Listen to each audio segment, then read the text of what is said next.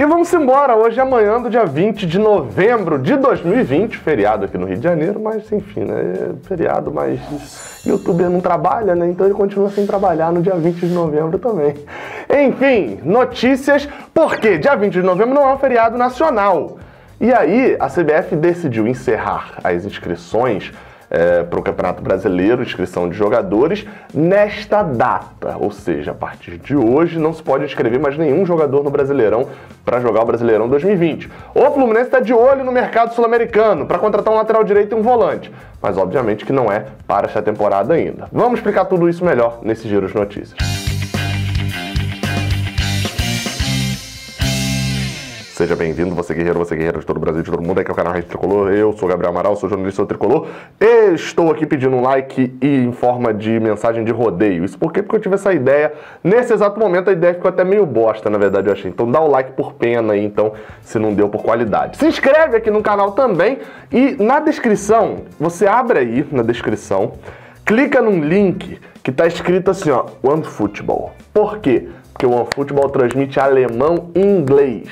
Isso é uma pessoa, um alemão falando, que não, transmite campeonato alemão e transmite campeonato inglês ao vivo e de graça. E ainda te mantém informado. Clica no link que está na descrição, faz o download do OneFootball e fique bem informado e assistindo campeonatos aí do mundo todo de graça. Nego pagando TV a cabo e você está assistindo de graça. Aproveita aí, faz o download aqui que você ajuda o Rede Tricolor. Bem, há algumas notícias desse vídeo aqui, todas convergem para o mesmo lado, né? E tem algumas análises também. Vamos tentar ir na ordem. Como eu falei na abertura, o prazo de inscrição do Brasileirão acaba hoje, dia 20. Como não se espera que o Fluminense vá contratar alguém até o final do dia, né? Do nada, pintam a negociação e tal, o Fluminense não deve contratar mais, a gente fica com aquele olhar de... E aí, né? O que vai resolver? Bem, a primeira é que a postura da diretoria nesse momento não é contratar ninguém para essa temporada, porque o objetivo é quitar os salários. Tá, ok, eu acho certo uma postura de não contratar, não gastar dinheiro contratando para poder quitar os compromissos que tem, quitar os salários que tem, ok, tudo entendido, beleza, ok. Acho errado essa postura quando você começa a renovar com alguns jogadores, com contrato acima, enfim, mas isso é um outro problema. Dito isso, né, sobre essa questão de não contratar mais, o Netflu, o repórter Paulo Brito, trouxe a informação de que para a temporada que vem, ou seja, para 2021, o Fluminense já analisa o mercado sul-americano para a contratação de um lateral direito e um volante. E com a saída de Dodi do time do Fluminense, e a gente vai lembrar que aquele gap ali de espaço, que se o Fluminense estava oferecendo 200 mil, né, a Dodi de contrato praticamente para o ano que vem, existe um espaço na folha salarial considerável para o Fluminense dar o que eu chamo de tiro, né, que é dar um tiro de pegar um bom jogador que está se destacando na Série A de um time menor com um salário de 200 mil por mês. Então existe esse espaço, o Fluminense vai em busca, já iria em busca da contratação de um lateral direito e de um volante no mercado sul-americano mesmo assim, sem Dodi vai intensificar ainda mais as buscas por um volante. Lembrando, o Fluminense hoje tem Calegari, tem André, tem Martinelli, tem toda uma molecada da base. E essa molecada da base tem que ser base, tem que jogar mesmo na base e ser apoio ao profissional. Óbvio que tem alguns garotos que entram e jogam muito, mas que é um risco muito grande, porque esses jogadores, às vezes, eles não têm estrutura para poder ser titular de um time como é o Fluminense. O ideal é que o Fluminense traga pessoas, aí é o erro de contratação às vezes que tem, né? Traga jogadores para poder contribuir, inclusive, com esse jogador que está subindo da base, para que ele não suba com a responsabilidade, e não jogadores que vão disputar a posição com eles, né? É sempre bom destacar isso. Porém, a gente olha com carinho para essa base e olha também a necessidade de contratar para que ano que vem a disputa de posição de André e de Calegari, por exemplo, não seja com Yuri e Hudson. É muito melhor ter um nível acima para André e Calegari irem jogando aos poucos até tomarem a posição de fato. Bem, o Fluminense, como eu falei, olha o mercado sul-americano. E por que o Fluminense não fez contratação nenhuma agora nessa reta final de Brasileirão? Primeiro porque o mercado sul-americano, as janelas ficaram muito fechadas e o dólar, enquanto o mercado sul-americano estava aberto, né, enquanto a gente podia trazer jogadores de outros países, o dólar estava muito alto e as negociações aqui no mercado interno né, do nosso continente são todas realizadas em dólar. Na Europa já vai mais para o euro. E as duas moedas estavam muito valorizadas, porque na verdade era o real que estava bem desvalorizado. Ou seja, tinha uma complicação muito grande aí. E no mercado interno brasileiro mesmo, Contratações que habitualmente são feitas pelo Fluminense, eu vou citar aqui alguns exemplos, não foram feitas nesse ano.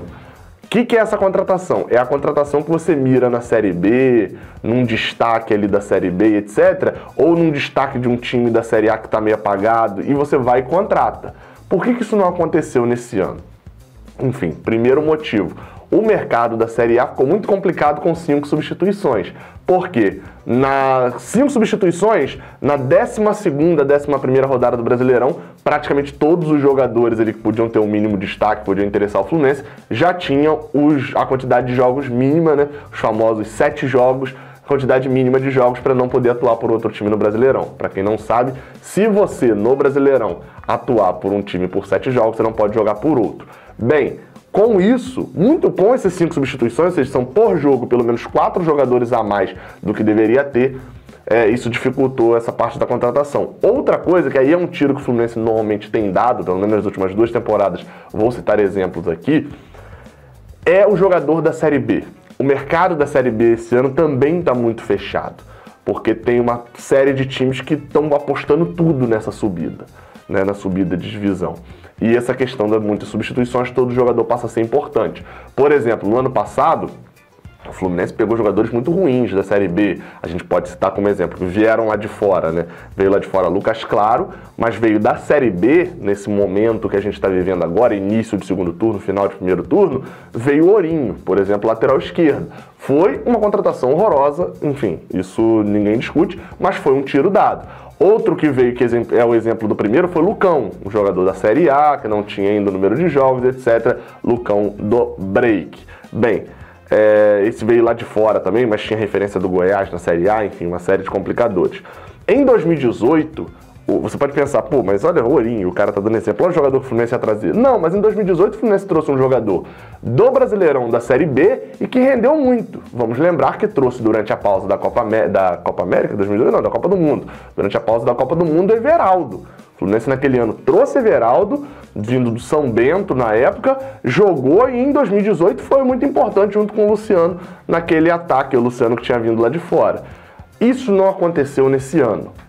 O Fluminense manteve praticamente do início do campeonato até o final do campeonato sem contratar jogadores. A gente teve a chegada basicamente assim só de Danilo Barcelos mesmo, né? Luca até agora praticamente não jogou, então se você considerar que são esses 2 jogadores, não chegaram outros jogadores para o Fluminense para de fato disputarem posição e jogarem. Só Danilo Barcelos e Luca. Se o Fluminense for realmente para Libertadores, for jogar, fizer a temporada acima das temporadas que vem fazendo nos últimos 6, 7 anos, de fato essa receita deu certo. Sem contratar muitos jogadores, o Fluminense economizou dinheiro e conseguiu alcançar um objetivo. Mas, à medida que a gente vai jogando contra o Inter, e daqui a pouco sai um vídeo sobre isso, com a quantidade de desfalques que a gente tem, a gente percebe que o nosso elenco é muito curto. De certa forma, às vezes é bom, porque tem jogador também que o elenco é curto, mas é o titular ruim que está saindo para o reserva entrar. Mas em relação à contratação, a gente espera ainda esse lateral direito, que é extremamente importante. A gente hoje não tem lateral direito decente para o ano que vem, né? Porque tem Igor Julião que vem muito mal, e o reserva é um volante improvisado. E em relação ao volante, a gente também vai precisar, porque considerando que Dodi está fora para o ano que vem, o Fluminense precisa de jogadores para compor essa posição tão importante para um time que é comandado por Odair Helma. Saudações tricolores, até a próxima. Se o Fluminense contratar alguém, eu volto num plantão aqui. Até a próxima. E hoje eu vou estar numa live do canal Tricolor Fanático, beleza? Procura aí no YouTube aí, Tricolor Fanático, pesquisa, acha o canal dele, se inscreve, ativa o sininho, que hoje à noite, eu acho que a partir das 7 horas, 7h30, alguma coisa assim à noite, eu vou estar numa live lá com eles, participando, eles me chamaram para participar, vou estar por lá, beleza? Agora sim, saudações tricolores, até a próxima, valeu.